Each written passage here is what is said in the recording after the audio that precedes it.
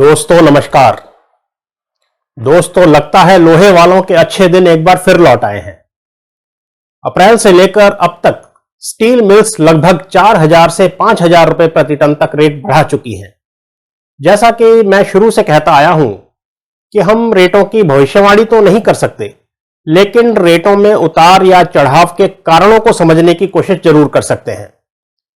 यदि कारणों को ढंग से समझ लें तो उनके बेसिस पे शॉर्ट टर्म के लिए थोड़ा बहुत अनुमान जरूर लगा सकते हैं। 4,000 से 5,000 रुपए प्रति टन बढ़ाने के बाद भी स्टील मिल्स अभी और रेट बढ़ाने की फिराक में हैं। आंकड़ों की माने तो स्टील की डिमांड तो पिछले एक महीने में दरअसल कम हुई है। इस ग्राफ पर नजर डालेंगे तो पाएंगे कि अप्रैल महीने में भारत का फिनिश्ड स्टील कंजम्पशन मार्च महीने के मुकाबले 9.7% गिरा है। ऊपर से भारत में फिनिश्ड स्टील का आयात भी अप्रैल में मार्च के मुकाबले 2.5% बढ़ा है। और तो और मिडिल ईस्ट में जो युद्ध का संकट खड़ा हुआ था वह भी फिलहाल टल गया है। हमने विभिन्न अंतरराष्ट्रीय बाजारों में भी लोहे और उसके रॉ मटेरियल के रेटों को ट्रैक किया तो पाया कि पिछले 1-1.5 महीने में कहीं भी कोई विशेष वृद्धि नहीं हुई है और कुल मिलाकर फंडामेंटल्स वीक ही हैं। तो एकाएक भारत में ऐसा क्या हुआ जो स्टील के रेट लगातार बढ़ते जा रहे हैं? इस एपिसोड में हम इसी सवाल का जवाब ढूंढने की कोशिश करेंगे। लेकिन शुरुआत करने से पहले हमेशा की तरह मेरी आप सभी से गुजारिश कि चैनल को सब्सक्राइब करें और शेयरिंग के माध्यम से लोहे की बात लोहे वालों तक जरूर पहुंचाएं। तो चलिए शुरू करते हैं। रेटों में भारी वृद्धि कभी भी एक फैक्टर की वजह से नहीं हुआ करती। जब भी कई फैक्टर्स एक साथ काम करने लगते हैं तो रेटों में भारी उछाल आता है। इस बार हम रेट बढ़ने के 4 मुख्य कारण ढूंढ पाए हैं। एक के बाद एक सभी कारणों को डिस्कस करेंगे। सबसे पहला और सबसे बड़ा कारण है पिछले 1-1.5 महीने में लोहे के उत्पादन में भारी कमी। मैं अपनी तरफ से कुछ नहीं कहूंगा, जो कहेंगे आंकड़े कहेंगे।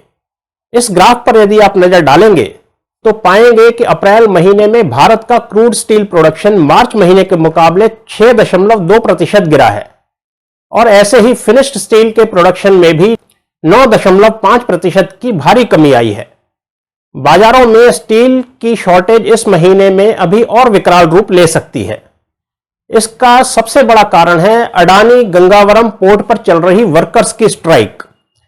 आपकी जानकारी के लिए बता दें कि राष्ट्रीय इस्पात निगम लिमिटेड, जिसे हम विशाखापट्टनम या विजाग स्टील प्लांट भी कहते हैं, उसे कोकिंग कोल और लाइमस्टोन की सप्लाई अडानी गंगावरम पोर्ट से ही होती है। अब यहां चल रही लेबर स्ट्राइक की वजह से लगभग 650 करोड़ का कोकिंग कोल और लाइमस्टोन विजाग स्टील प्लांट में नहीं पहुंच पा रहा, जिस वजह से उसके स्टील प्रोडक्शन में बहुत भारी कमी आई है। जहां वीएसपी का उत्पादन 17,000 से 18,000 टन प्रतिदिन हुआ करता था, वहीं आज की तारीख में इसका उत्पादन मात्र 3,000 टन प्रतिदिन रह गया है। सप्लाई में इतनी भारी कटौती लोहा बाजारों में आग लगाने के लिए काफी है। दूसरा कारण भी सप्लाई साइड से ही जुड़ा है। जहां वीएसपी से कम होती सप्लाई ने कमोडिटी स्टील के बाजारों की दशा बिगाड़ रखी है, वहीं स्थित जायसवाल निको का मेंटेनेंस शटडाउन स्पेशल स्टील जगत के समीकरण बिगाड़ने को तैयार है। जायसवाल निको special and alloy steel segment का एक बहुत बड़ा नाम है, जिसकी उत्पादन क्षमता 60,000 टन प्रति महीने की है।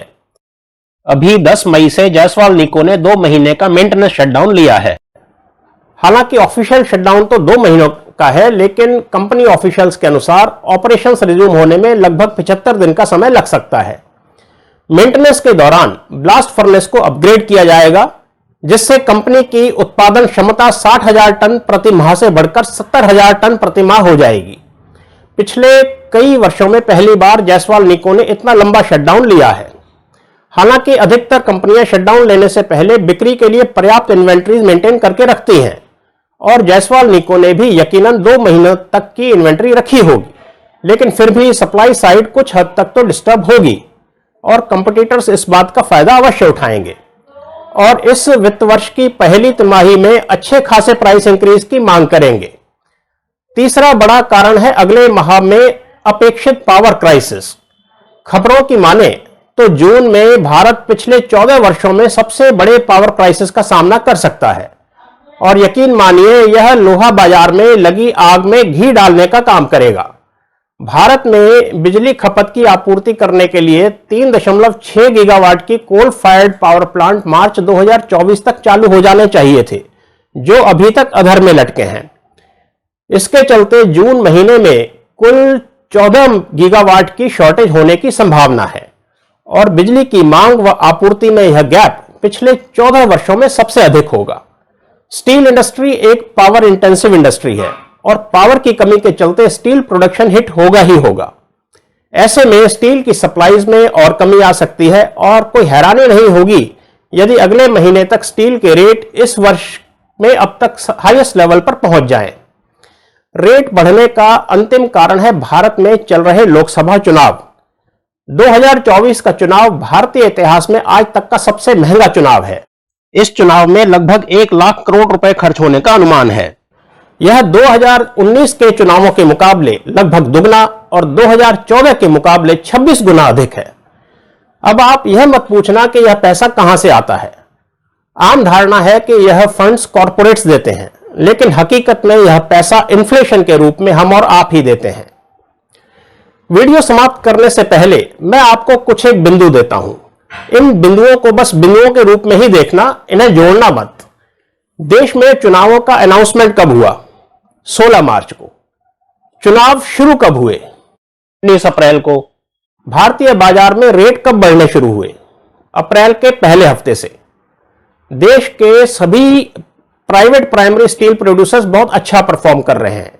प्रॉब्लम में है तो सिर्फ RINL।